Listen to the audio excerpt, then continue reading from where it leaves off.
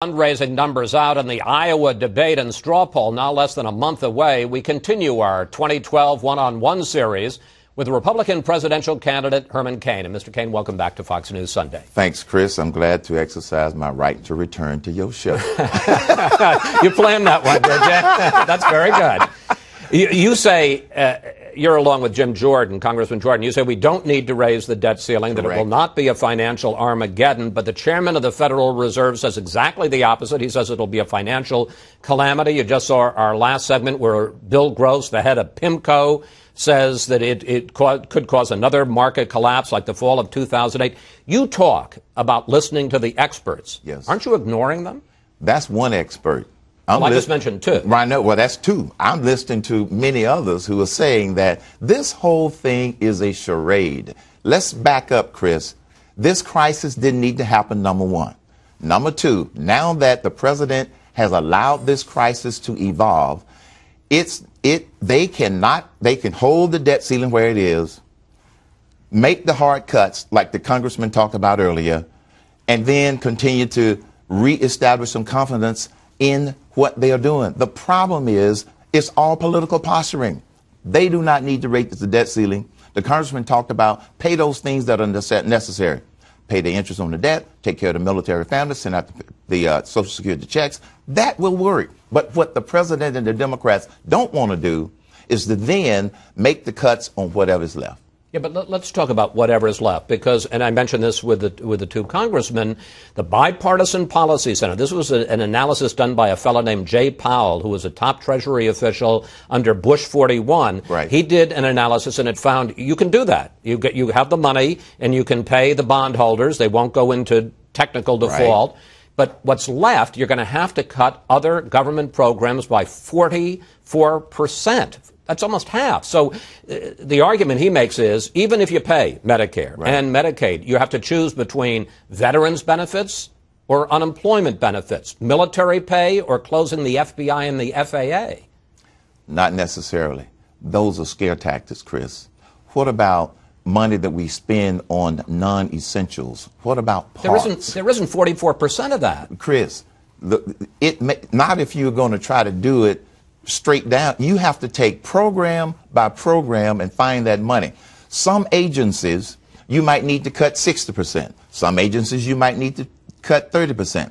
To save 40% across the board, no, that's not how you get there. The way you get there is you take agency by agency by agency and look for those cuts, and some of them are going to be bigger than 40%. Since we last talked, you have put out an economic plan. Yes. That you say will put America back to work, and it's based primarily, there are other things like cutting regulations, but it's based primarily on lowering taxes. Yes. And let's put that up. You would lower the top individual and corporate tax rate to 25%. You would have no taxes on capital gains. Let me just ask you about this. Sure. You talk about doing something about the debt. Eliminating capital gains taxes would add $1 trillion to our deficit over the next decade. That's how much we take in capital gains. That's static analysis, Chris. That's where that $1 trillion comes from. If you do dynamic analysis, it does not add $1 trillion. The capital gains tax is a wall between people with money and people with ideas. Ideas create new businesses. New businesses create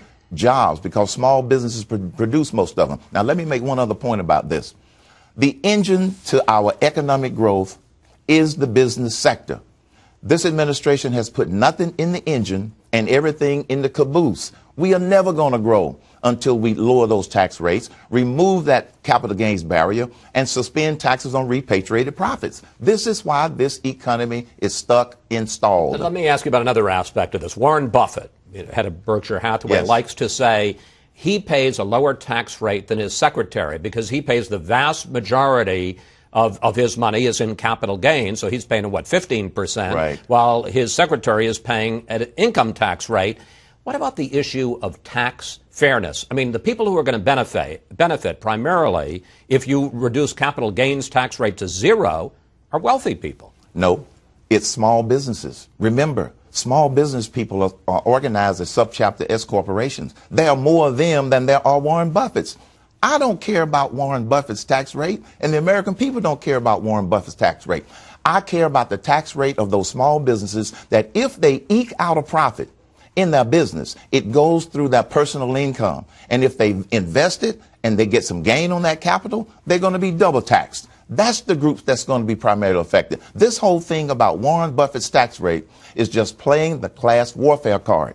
This whole thing about talking about people flying around in corporate jets is just class warfare. I'm concerned about the nearly 15 million people who do not have a job, and they're not going to get jobs with more government spending. They're only going to get jobs when the business sector, the engine, starts to grow again. You've got to add certainty to what's going to happen in the future before businessmen and businesswomen start to grow this economy. You said this week that you oppose construction of a new mosque in Murfreesboro, Tennessee, which is close to Nashville. Yes.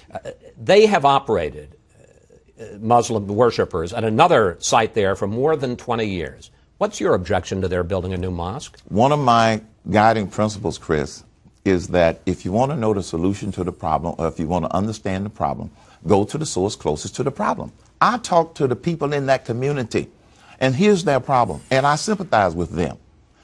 Our Constitution guarantees separation of church and state.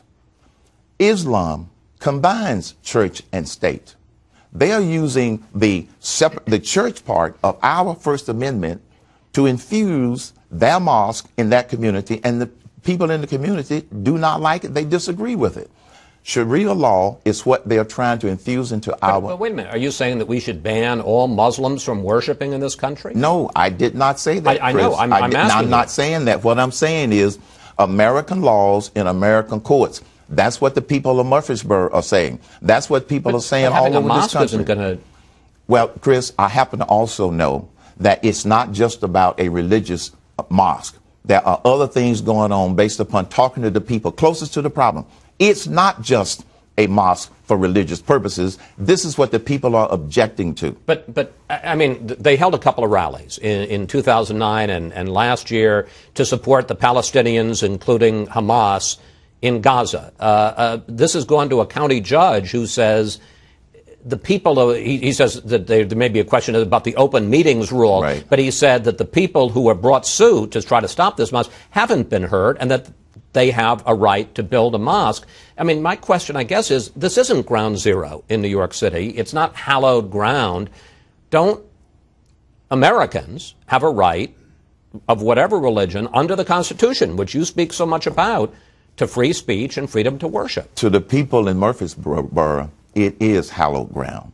They are objecting to the intentions of trying to get Sharia law. Now, that judge may have ruled, but this case isn't over with yet. I believe it's going to go all the way to the Supreme Court.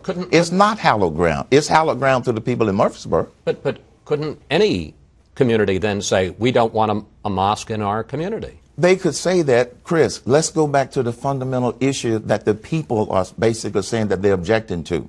They're objecting to the fact that Islam is both a religion and a set of laws, Sharia law. That's the difference between any one of our other traditional religions where it's just about religious purposes. The people in the community know best, and I happen to side with the people in the community. So you're saying any community, if they want to ban a mosque? Yes, they have the right to do that.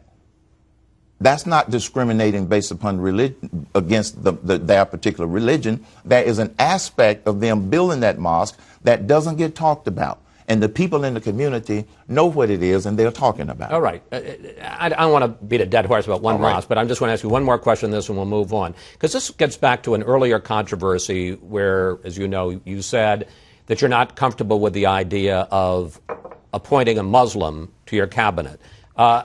As someone who I'm sure faced prejudice growing up yes. In the 50s and 60s, how do you respond to those who say you're doing the same thing? I tell them that that's absolutely not true because it is absolutely totally different. I grew up, like you said, in the 50s and the 60s. I grew up before the Civil Rights Movement, during the Civil Rights Movement, and after the Civil Rights Movement. I went into corporate America when the openness to putting blacks and minorities in corporations, and I was able to move up the corporate ladder. We had some laws that were restricting people because of their color and because of their color only. That's what that situation was. But aren't you willing to restrict people because of their religion? I'm willing to take a harder look at people that might be terrorists. That's what I'm saying. Look, I know that there's a peaceful group of Muslims in this country.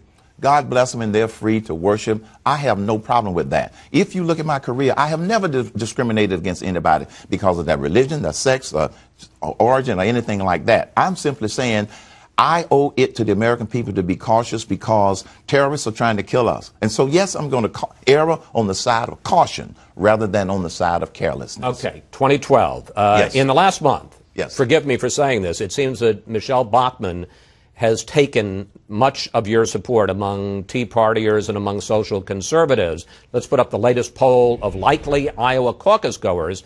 She leads the field with 32%, and you're back at 1% in this poll.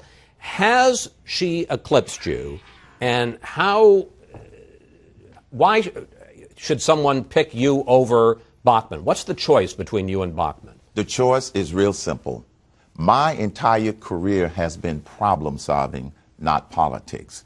That poll may not reflect it, but the numbers that we have gotten in our first report reflects a little bit different story. Secondly, if you look at the latest Gallup poll in terms of positive intensity, I lead all candidates in terms of positive intensity. Secondly, within the last 6 weeks, my name ID has gone from 21% to 48%. But to go back to this versus Bachmann, I mean, are you different on the issues? We're close on the issues. We are different on the fact that I have more direct hands-on problem-solving experience. That's where we differ. So issue-wise, we're very close. And I've said that before. The difference is my entire career as a problem solver, business executive at Pillsbury, Burger King, Godfather, National Restaurant Association, the problem solving approach is where I have stronger credentials than literally many of the other candidates. Let me ask you a question, because, we get to the bottom line, and then given your experience, 4 years ago, Sam Brownback, the senator from Kansas, finished third in the Ames straw poll, and he felt after all his campaigning, he had to drop out, finishing third. Don't you have to finish at least that well in Iowa? I believe we will finish in the top three. And if you don't, would you drop out? No, not going to drop out, and here's why. The nomination process doesn't stop with the early caucuses only. There are a lot of other states on the back end of the process that could swing it from what it starts out. So no, that's not necessarily going to be a determining factor. The biggest determining factor as to whether I stay in or drop out won't be whether I finish first, second, or third, or fourth. It's going to be the number of supporters that we are getting and what we're hearing from the people actually out there in the states. We've run out of time. I want to plug the fact that you have a new album. It's actually been out since 1996. But it's been reissued called Sunday. This Sunday morning. We're not going to have time to play it, but I tell you, we've been listening to it here in the Fox News Sunday set. It's wonderful. What more appropriate? Sunday morning. There's even a song called Sunday Morning. Exactly. Mr. Cain, we want to thank you so much for coming in today. It's always a pleasure to talk to you, sir. Thanks. Safe travels on the campaign trail, and we'll see you for the big Iowa debate. I'll be there. Good. Coming up, our